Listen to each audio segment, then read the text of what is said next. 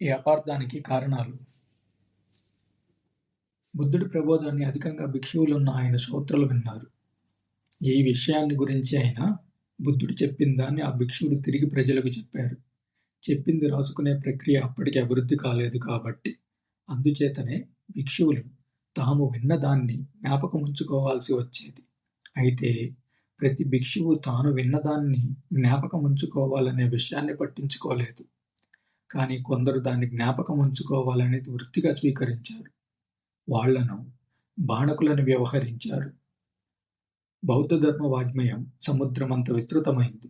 అంతా జ్ఞాపకం ఉంచుకోవటం నిజానికి ఒక పెద్ద విద్యే. ఈ విధంగా బుద్ధుడు చెప్పిన దాన్ని యువతలి వారికి చెప్పాల్సి వచ్చినప్పుడు వాటిని వక్రీకరించడం జరిగిందన్న విషయం కూడా బుద్ధుని దృష్టికి వచ్చింది. ఇలా తాను చెప్పినవి వక్రీకరించిన సంఘటనలు బుద్ధుడు జీవించి ఉండగానే ఆయన దృష్టికి వచ్చాయి.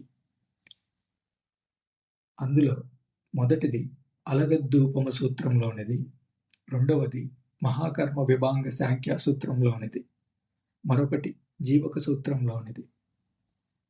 బహుశా ఇలా వక్రీకరించి చెప్పిన సంఘటనలు మరిన్ని ఉండవచ్చు. అలాంటి సందర్భాల్లో భిక్షువులు కూడా బుద్ధుని దగ్గరకు వెళ్ళి నివారణోపాయం అడిగేవారు. కర్మ, పునర్జన్మలకు సంబంధించినంత మటుకు అలా వక్రీకరించి చెప్పిన సంఘటనలు చాలానే ఉన్నాయి. ఈ సిద్ధాంతాలు బ్రాహ్మణ మతంలోనూ ఉండటం వల్ల బాణకులు సులభంగా బ్రాహ్మణ సూత్రాలను బౌద్ధ ధర్మాల్లోకి చొప్పించి ఉంటారు. కాబట్టి బుద్ధుని ప్రబోధంగా బౌద్ధ వాజ్మయంలో చెప్పిన దాన్ని ఆమోదించేటప్పుడు జాగ్రత్త వహించాలి. పరీక్షించడానికి ఒక పద్ధతి ఉంది. ధైర్యంగా చెప్పవలసింది ఏదైనా ఉంటే అది ఇదే: బుద్ధుడు హేతుబద్ధుడు. తర్కబద్ధుడు కాకపోతే మరేమీ కాడు. హేతు తర్కబద్ధంగా ఒక ప్రవచనం ఉంటే దానిని బుద్ధుడిగా స్వీకరించవచ్చు. మానవ శ్రేయస్సుకు ప్రయోజనకరం కాని చర్చలోకి దిగటం బుద్ధుడికి ఎన్నడూ ఆసక్తి లేదు. ఇది రెండవ గీటురాయి.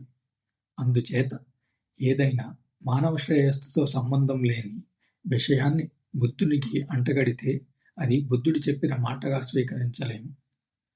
మూడో గీటురాయి: బుద్ధుడు అన్ని విషయాలను 2 తరగతులుగా విభజించాడు. తనకు బాగా తెలిసిన విషయాలు ఒక తరగతిగాను, తనకు సందేహాస్పదంగా ఉన్న విషయాలను వేరొక తరగతిగాను విభజించాడు. మొదటి తరగతిలోకి వచ్చే విషయాల్లో ఆయన తన అభిప్రాయాలను నిక్కచ్చిగాను, అంతిమంగానూ చెప్పాడు. రెండవ తరగతి విషయాల్లో కేవలం తన అభిప్రాయాలు వ్యక్తం చేశాడు. కానీ అవి తాత్కాలికాలు మాత్రమే.